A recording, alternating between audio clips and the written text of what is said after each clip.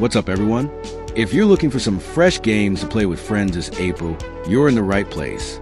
I got 5 solid picks that'll keep you and your squad entertained, whether you're into strategy, chaos, or just pure nonsense. Grab a drink, get comfortable, and let's dive in. Starting off at number 5, we have Wasteland Rangers. Now, if you're a fan of turn-based strategy games like XCOM, this is going to be right up your alley. But what makes it different? Well, first off, it's designed for co-op play, meaning you and your friends actually control different members of the squad. That means every battle turns into a mix of tactical genius and, let's be real, accidental friendly fire disasters. The game takes place in a post-apocalyptic wasteland, obviously, where your team has to scavenge resources, build up your base, and take on everything from roving bandits to mutant horrors. Every character you recruit has a unique skill set, so team composition actually matters. Will your group focus on heavy firepower, stealth, or some wild mix of both?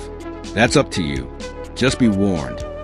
One bad decision can turn an easy mission into a disaster. Next up, we've got Vector Strike, a fast-paced FPS with a heavy emphasis on movement and competitive sports-style gameplay. Think of it as if Overwatch and Rocket League had a cyberpunk baby, but that baby was raised on a diet of energy drinks and parkour training. In Vector Strike, your goal isn't just to shoot your opponents. It's about scoring points in high-tech arenas using gravity-defying movement wall runs and insane aerial plays. Each match plays out like an intense futuristic sport, where teams fight over an energy core that must be carried and dunked into the opponent's goal while avoiding enemy fire. The game has a deep class system, with different exo-rigs that provide unique abilities. Some let you grapple across the arena at breakneck speeds, others specialize in defensive plays with energy shields, and then there are the heavy hitters who focus on brute force. The teamwork dynamic makes every match feel like a chaotic blend of FPS precision and high-flying stunts. So, if you've ever wanted to mix parkour, high-speed combat, and team-based sports into one ridiculously fun package, Vector Strike is a must-try. At number 3, we got Lightbearers 2, a horror game that manages to be both terrifying and weirdly hilarious at the same time. It's an asymmetrical multiplayer game where one player controls a horrifying shadow monster, and the rest of the players are adorable, glowing creatures desperately trying not to become nightmare fuel. The game is all about light versus darkness. The survivors have to use their limited light sources to fend off the monster. But let's be honest, most of your teammates will immediately panic and waste all the light in the first 2 minutes. Then it's just a festival of screaming, running, and regretting all your life choices.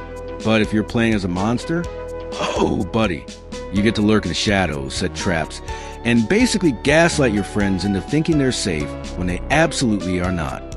You can mimic environmental sounds to fake them out, pop up behind them when they least expect it, or just go full menace mode and chase them into a dead end. Either way, it's a great way to lose friends in the most entertaining way possible. Alright, next up, we've got The Local, a game that will absolutely separate the smooth movement gods from the people who trip over air. If you ever played Surf or B-Hop maps in Counter-Strike, then you already know what you're getting into, but this time, it's a full game built around it with multiple modes and a giant playground of movement challenges. The main objective? Go fast. Run, jump, slide, and chain together fluid movement combos to beat time trials. Explore massive open environments and prove that your reflexes are sharper than your friends. Or, alternatively, watch your friend slam face first into a wall because they missed time to jump. That's fun too. There's a competitive aspect to it as well, with leaderboards that'll make you question how some people can move through the maps so flawlessly while you're still trying to figure out basic wall running. The game also throws in some wild multiplayer modes where you and your squad can either race through courses or just screw around and try ridiculous stunts. It's the kind of game that looks simple at first, but quickly becomes an obsession as you try to shave milliseconds off your run times. So, if you've ever wanted to feel like a parkour pro, or at least pretend to be one while failing spectacularly, The Local is a must-play. And finally, Toaster Arena. But don't let the name fool you. This isn't some wacky breakfast simulator. Instead, it's a fast-paced, top-down multiplayer shooter where you control heavily armed combat robots in a neon-lit dystopian deathmatch. The game is pure chaos. You and your friends battle it out in fast-moving arenas using a ridiculous arsenal of weapons, from homing missiles to rapid-fire plasma cannons. It's all about speed, strategy, and staying alive longer than the other poor souls running around. Expect explosions, constant dodging, and moments where you just have to accept your inevitable demise. What makes it even crazier is the dynamic environment. Some maps have hazards like moving conveyor belts, shifting cover, or deadly laser grids that force you to adapt on the fly.